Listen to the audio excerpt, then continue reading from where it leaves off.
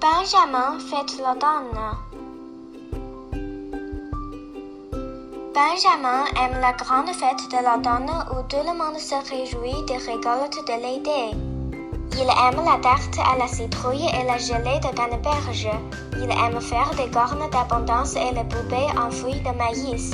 Mais ce qu'il préfère, c'est le souper avec ses grands-parents. C'est une tradition et Benjamin l'attend avec impatience. Une semaine avant la fête, arrive une carte postale des grands-parents de Benjamin. Misère, soupire la maman de Benjamin. Grand-papa et grand-maman ne peuvent pas venir à la fête. Mais il faut qu'ils viennent, s'écrie Benjamin. Ils sont toujours là pour la fête. La maman de Benjamin le serre tendrement contre elle. Nous serons là, tous les quatre, dit-elle. Ça ne sera pas la même chose, ronchonne Benjamin.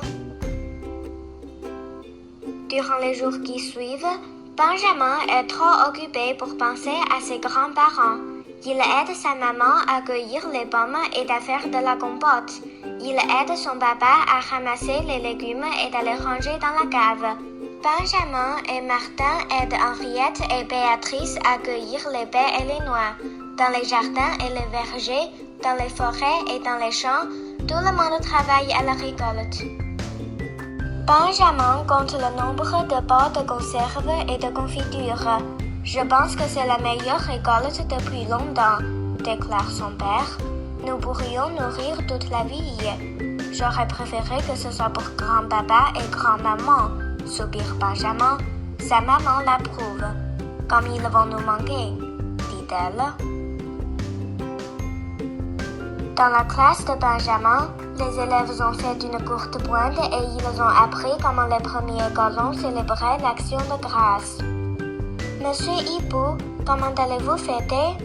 Demande Benjamin à son professeur. J'inviterai ma mère, répond-il. Les autres membres de la famille ne peuvent pas venir cette année.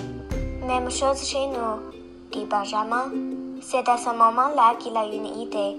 Pourquoi ne pas inviter Monsieur Hibou et sa mère à manger avec eux? Mes parents seront d'accord, explique Benjamin. Ils veulent recevoir pour la grande fête. Merci, Benjamin, dit Monsieur Hibou. Nous serons enchantés de venir. Benjamin sourit. Quelle belle surprise ce sera! La maman de Benjamin regarde les tartes aux fruits qui refroidissent à la fenêtre. Soudain, elle a une idée. Elle va chez les parents de Martin et elle invite toute la famille à venir fêter avec eux. Quelle belle surprise ce sera, dit-elle. Au jardin, le papa de Benjamin salue Monsieur Top. Vous allez fêter chez votre sœur? Demande-t-il. Pas cette année, répond Monsieur Top. Ma cheville cassée ne me permet pas d'aller aussi loin. Le papa de Benjamin a une idée. Il invite Monsieur Top à venir fêter avec eux. Quelle belle surprise ce sera, dit-il. Benjamin rentre de l'école avec Ludo. C'est là qu'il lui vient d'une nouvelle idée. La famille orignale est arrivée récemment dans le voisinage. Benjamin les invite donc à venir fêter avec eux. Mes parents seront d'accord, explique Benjamin. Ils veulent recevoir pour la grande fête. Ça nous fera grand plaisir, répond Madame Orignal. Benjamin sourit. Cette surprise va devenir une énorme surprise. Le matin de la fête, Benjamin se lève tôt pour aider aux préparatifs. Il remue la soupe et dépluche le blé d'Inde. Puis il met le couvert pour 9 personnes. Son papa compte les places. Il secoue la tête et enlève 4 couverts. La maman de Benjamin regarde la table, intriguée. Elle ajoute 3 couverts. Chacun à leur tour. Ils vont à la fenêtre surveiller les invités surprises. Monsieur Hibou et sa mère arrivent les premiers. Surprise! Crie Benjamin à ses parents. Pour une surprise, c'en est une, s'écrient ses parents. Puis Benjamin voit venir la famille de Martin et Monsieur Top.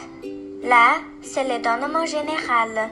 Les invités se retrouvent dans la maison, les bras chargés d'assiettes et de plats débordant de bonnes choses. Benjamin et ses parents éclatent de rire et tentent d'expliquer ce qu'il s'est passé. Nous ne manquerons pas de nourriture, c'est certain, déclare la maman de Benjamin. Nous risquons seulement de manquer d'espace. Benjamin voit bien qu'il y a un problème et la famille originale n'est pas encore arrivée. Benjamin regarde aux alentours. Il n'y aura vraiment pas assez de place dans la maison, mais dehors, tout à coup, il sait exactement ce qu'il doit faire. Ludo et sa famille arrivent au moment où tous les autres sortent de la maison. Tous apportent les plats, les couverts, les tables et les chaises. Que se passe-t-il? Demande Ludo. Nous allons fêter l'automne dans le champ, répond Martin. Comme faisaient les premiers colons, ajoute Benjamin. C'est un après-midi magnifique. Tout le monde se régale. Chacun exprime sa joie d'être en si bonne compagnie. Benjamin est bien content d'avoir droit à 3 pointes de tarte à la citrouille. Je mange la part de grand-papa et celle de grand-maman, explique-t-il. Le soir tombe. Il est temps de rentrer. C'était une journée extraordinaire, dit la maman de Benjamin. On recommence l'an prochain, renchérit Benjamin. Tout le monde éclate de rire. Tard ce soir-là, les grands-parents de Benjamin téléphonent. Benjamin leur raconte leur nouvelle manière de fêter l'automne. Ils ne rateront pas la fête de l'an prochain pour tout l'or du monde. Benjamin sourit. La prochaine fois, il ne pourra pas avoir 3 pointes de tarte à la citrouille, mais il sait qu'il aura tout autant de bonheur.